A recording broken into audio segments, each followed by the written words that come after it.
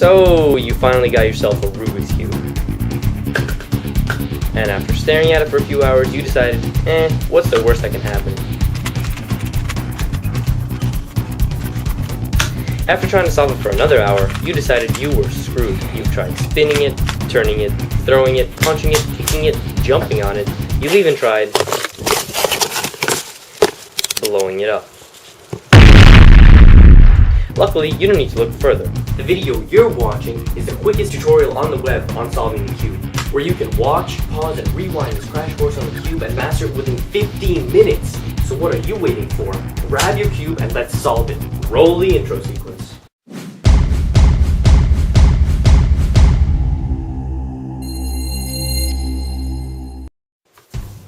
Okay, so before you actually start to learn how to solve the cube, you should know the basics, how the cube is structured and what it's made up of. Now, the first thing you should know is that the cube has 6 sides, and the sides are green, white, blue, yellow, orange, and red.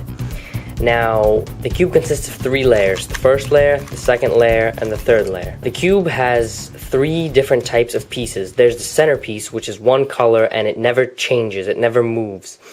The second type of piece is an edge piece, which has 2 colors, for example, this green and white edge. And then the third type of piece is a corner, which has 3 colors, which is green, white, and orange. The centers and the edges and the corners are referred to by their appropriate colors. Alright, so now that you know the basics of the cube, we can go on to solve it. Now that we've got this cube all mixed up, we're ready to go. The first thing we're going to do is solve this green cross by putting in the 4 green edges into their appropriate places. So when solving the cross, we have to follow several steps. The first step is to find the green edge. The second step is to connect the other color of the edge to its appropriate center. The third step is to connect the green part of the edge to the green center. And the final step is to correct any mistakes that we may have made. So here we go. First step, we find a green edge. Here we go, green, yellow. Second step, we connect this yellow with the yellow center. There it is, we've connected it. Third step is we connect this green with this green center by turning it like this. There we go. And the fourth step is to fix any mistakes we may have made. Well, we haven't made any. So there we go. There's our first edge piece placed in. Now we start the cycle all over again. First we find an edge piece. Here we go. Green and white. The second step is we have to connect this white to a white center. So if we turn this like this, then these 2 whites will be connected. The third step is to connect this green with the green center, so we turn it like this. And the final step is to fix any mistakes we may have made. Well, we haven't. Our yellow is still there, and now we've created the white. And now we start all over again. So we find this edge piece, red-green. Second step is we connect it with the red. Well, it's already connected. Third step is we connect the green with the green center, so we do that.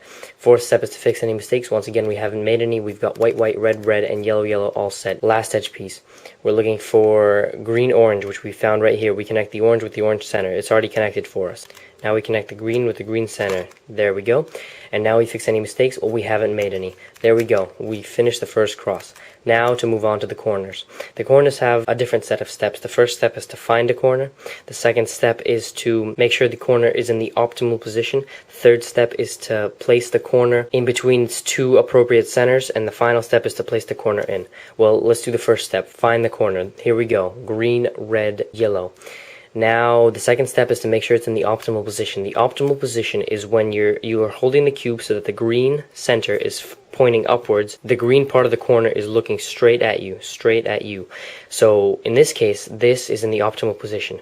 The second step is to take this corner and bring it in between its 2 appropriate center colors. The 2 other colors of this corner are red and yellow. So we turn this until it's in between the red and yellow centers, as it is now. The final step is placing this corner into here, which is what we want to do. To do this, we first have to move it away. Right now it's on the right side, so we move it away to the left. We bring down the right, we place it in, and we lift it up. As you can see, we've placed this corner into its appropriate position. And now let's start all over again.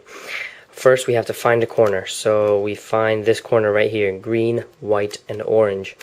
Next, we have to make sure it's in the optimal position. It is, since the green is facing up and this green part is pointing towards us, this is in the optimal position. Now we turn it until it's in between the orange and the white, which it already is, and now we place it in. This time, since it's on the left side, we turn the bottom to the right, we bring the left down, we place it in, and we lift it up. Now as you can see, we've placed the orange and white corner in. Now we start all over again. We're looking for another corner. Here it is. It is the green, white, and red corner. Is it in the optimal position? Yes, it is. When the green is facing up, this is pointing towards us. Now we have to take this and bring it in between the red and the white centers, as this is red and white. There we go. Okay, so now we've placed this corner in between the white and the red. So now since this is on the right side, we have to move it away to the left to bring down the right, place this in, and lift it up. Now as you can see, we've placed in the red and white corner, so we have the last one remaining. Let's look for it, and we found it right here. It is not in the optimal position, as you can see, because it's not down here in this third layer. So we have to get it down there. What we do is we bring this down, we move it to the side, and we lift this up. Now as you can see, we've got this corner down here in the optimal position because it's facing us while this is facing upwards. Now the colors of this corner is orange and yellow, so we turn this here, and since this is on the left, we move it to the right, we bring down the left, we place this in, we lift it up. Now as you can see, we've placed in all four corners, and we've done all four edges, so now we can move on to the second layer. Alright, now that we have solved the entire first layer, we're ready to move on to the second layer. The second layer consists of 4 edges, 1, 2, 3, and 4. To solve the second layer, we need to remember a couple of steps also. First, we have to find the edge, then we have to align the edge with its appropriate center, and then we have to place the edge in. So here we go. What we're doing is we're looking in this third layer for an edge that doesn't have blue, because none of these colors that we're going to be trying to solve for in the second layer have the color blue. So we're looking for an edge such as this orange and white one that does not have blue. Now that we've located it, we'll move on to step 2, aligning it with its appropriate center. What we have to do is we have to turn third layer until this color is the same as this center color. There we go. We've aligned 2 oranges. Now what we have to do is place it in, and this is very simple and you'll learn it really quickly. First you have to look at this color. It's white. Now you have to find the white center. It'll either be on the left, as it is here, or it'll be on the right. In this case, it's on the left. Now what we have to do is we have to perform this set of steps. First we move it away from the white. Since this color is white and this color is white, we move it away from the white. Since we've moved it to the right, we bring down the left. We realign the 2 oranges, we lift this up, and now we've noticed that we've misplaced a corner. Now, from the first layer, you probably remember that we have to move this away, bring it down, place it in, and lift it up.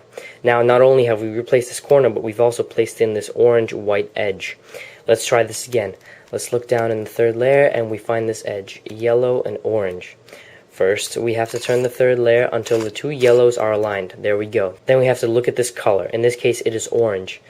Now, this is orange also, so we move it away from the center. Since we moved it to the right again, we bring down the left, we realign the 2 yellows, we bring up the green.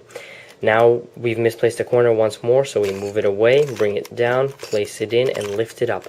There we go. Now we've placed the second edge in. Now for the third edge, we look down in the third layer, and here it is, red and yellow. First, we turn it until the 2 reds are aligned. Then we see this is yellow and the yellow center is here. So once again we move it away to the right. We bring down the left, we realign the reds, we lift it up. Now we've misplaced a corner, so we move it away, bring it down, place it in, and lift it up. Now we've placed in the yellow and red edge, so all we have left to do is to place in the last one. But the last one is already in place, but turned incorrectly. So we have to put some random edge piece into here. How do we do this? Well, we place it in as though this was red and white. So pretend that this color was white. Here's the white, so we move it away. Then we bring the right side down since we moved it to the left. We realign the 2 reds, and we lift this up. Then we've misplaced a corner, so we move it away, bring it down, put it in, and lift it up. Now as you can see, we've placed this red and blue edge piece in, thus taking out this red and white piece. Now we do it like every other edge. We align these 2 reds. We see white here and white is here, so we move it away to the left. Now we bring down the right, realign the 2 reds, lift this up. We've misplaced a corner, so let's replace it. We move it away, bring this down, place it in, lift it up. Now as you can see, we've solved the entire second layer. Alright, now that we've solved the first 2 layers, it's time to try and solve the third layer. The third layer is basically solving all algorithms. Right now, we should be focusing on the blue cross. We're trying to solve the blue cross. So, forget these corners. Don't pay attention to these corners. Just look at these colors. Okay, as you can see, all we have is this blue dot in the middle. When you first solve the first 2 layers, and you look down here, ready to solve the third layer, it may look either like this, with only 1 blue dot, or like this with a sort of L-shaped thing, or like this with this long rod thing, or like this, which is basically the cross. Alright, now back to the dot. When you have this dot without anything else, you can hold the cube whichever way you want, and you have to perform this algorithm. First, you turn the front, then you lift up the right, you turn the top, and you bring the right down. Now you turn the top back, and you turn the front yet again, and now you've created the L shape. Once you have the L shape, you have to hold it so that one part of the L is pointing towards you, and the other part is pointing towards the right, like I am right now. Then you perform the same algorithm. You turn the front, then you lift up the right, then you turn the top like this, turn it away this way, then you bring down the right, then you turn the top back, and you turn the front again. And now you've reached this rod thing. When you've got the rod, you have to turn the cube so that it's horizontal, and then perform the same algorithm yet again. You turn the front, you lift up the right, you turn the top, you bring down the right, you turn the top back, and you turn the front again. And there you go, you've solved the cross. Now that you've solved the blue cross, it's time to align the cross with the centers. In this case, with the white and white, it's already aligned. But this yellow-red and orange-yellow and red-orange are not aligned at all. You want both of these to be orange, both of these to be yellow, both of these to be red, and both of these to be white. And the first step to do that is to turn this layer until at least two of them are aligned, as I've just done. I turned it once, and now the oranges are aligned and the yellows are aligned. Okay? Once you have that, you look at the other two, and as you can see, they're not aligned. White is not the same as red, and red is not the same as white. What you have to do in this case is you have to hold it so that one of the incorrect ones is pointing towards the right, and the other one is pointing towards you. And now what you have to do is perform this algorithm. You lift up the right, you spin the top twice, you bring the right down, you bring the top back, you lift up the right again, you place it in, and you bring it down. Now, if you turn the top once more, you see that you've preserved your cross, but the whites are aligned, the reds are aligned, the yellows are aligned, and the oranges are aligned. Now that you've aligned the cross, it's time to move on to the corners. Solving the corners of the Rubik's Cube requires two steps. First of all, you have to place the corners, and second of all, you have to turn the corners. When I say place, I mean place it so that the blue, white, red corner is in between the blue, white, and red. Okay? So in this case, this is not placed correctly because it's yellow and orange in between white and red. This is not placed correctly because it's red and yellow in between orange and white. This isn't placed correctly because it's red and white between yellow and orange, and this isn't placed correctly because it's orange and white between red and yellow. So in this case, you hold it whichever way you want, making sure that the blue is always facing up. Now what you have to do is you have to lift up the left, turn the top this way, lift up the right, bring the top back. Now that you've aligned these, bring them down, then bring the top back, and bring the right down, and then turn the top. You've preserved your cross, and you've kept all of these aligned, but you've placed this one correctly, because as you can see, it's the blue, white, red, in between blue, white, and red. So even though it's not turned correctly, it's placed correctly. But all the others are still not placed correctly. So we have to perform the same algorithm again. But now that we've got one corner placed correctly, we have to hold it at the bottom right corner. Hold it like this, and perform the algorithm again. Lift up the left, turn the top, lift up the right, turn the top back, bring down the left, turn the top back, bring down the right, and turn the top once more. You've preserved your cross, you've kept this, this, and this, and now all the corners are placed correctly. Red and yellow is in between red and yellow, red and white is in between red and white, this one is completely placed correctly, and orange and yellow are placed in between orange and yellow. Now we're moving on to the last step. The last step in solving the Rubik's Cube is turning these corners correctly so that the whole cube is solved. The way we do this is we hold any incorrect ones on the right side, where our right hand is, and we perform this algorithm. This is the longest one yet.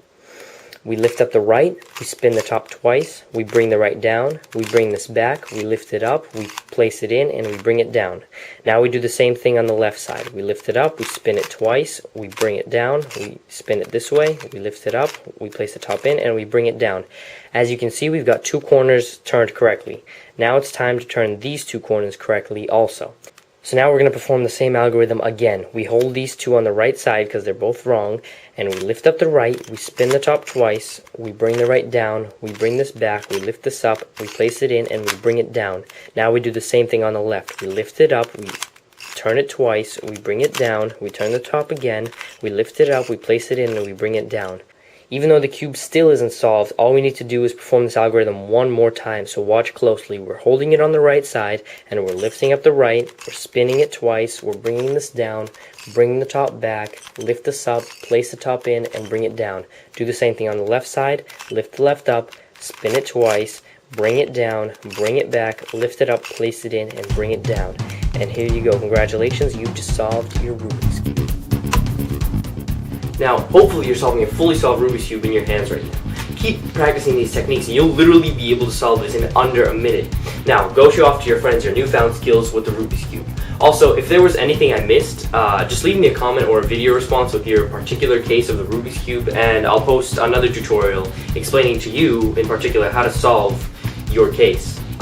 Because I think there were some things I missed in the corners and the edges part of the tutorial, because the cube that I was solving was pretty simply configured already. So if you have some sort of question or some sort of corner that you can't put in right, or some sort of edge that you can't align with the cross, just leave me a comment or video response and I'll try to respond to it as quickly as possible. Anyways, thanks for watching. I hope this tutorial really helped you. Make sure to like and comment on my video.